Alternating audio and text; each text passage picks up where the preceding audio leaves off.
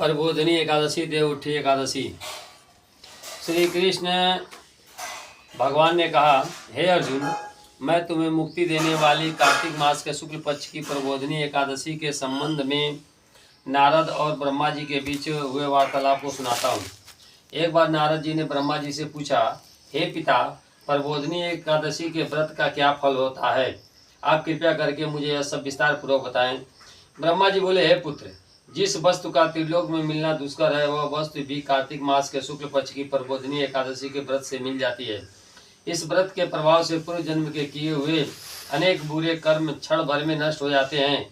हे पुत्र, जो मनुष्य श्रद्धा पूर्वक इस दिन थोड़ा भी पुण्य करते हैं, उनका वह पुण्य पर्वत के समान अटल हो जाता है।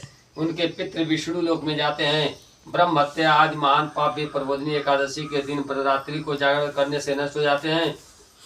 हे नारद, मनुष्य को भगवान की प्रसन्नता के लिए कार्तिक मास की इस एकादशी का व्रत अवश्य करना चाहिए। जो मनुष्य इस एकादशी का व्रत को करता है, वह धनवान, योगी, तपस्वी और इंद्रियों को जीतने वाला होता है, क्योंकि एकादशी भगवान विष्णु को अत्यंत प्रिय है।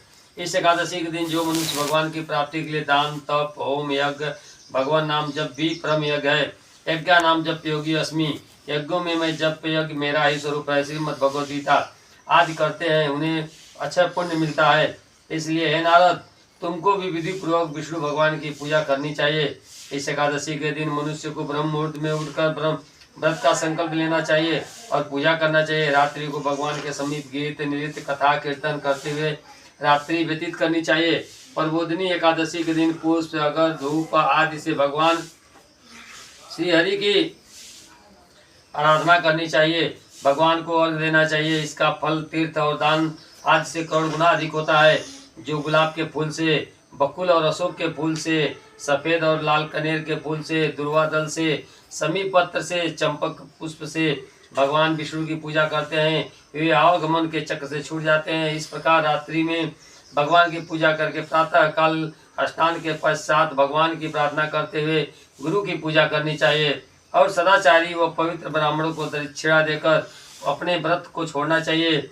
जो मनुष्य चतुर्मास व्रत में किसी वस्तु को त्याग देता है, उन्हें वे इस दिन से पुनः ग्रहण करनी चाहिए। जो मनुष्य प्रबोधिनी एकादशी यानी देवउठी एकादशी के दिन विधि पूर्वक व्रत करते हैं, उन्हें अनंत सुख मिलता है और अंत में स्वर्ग को जाते हैं।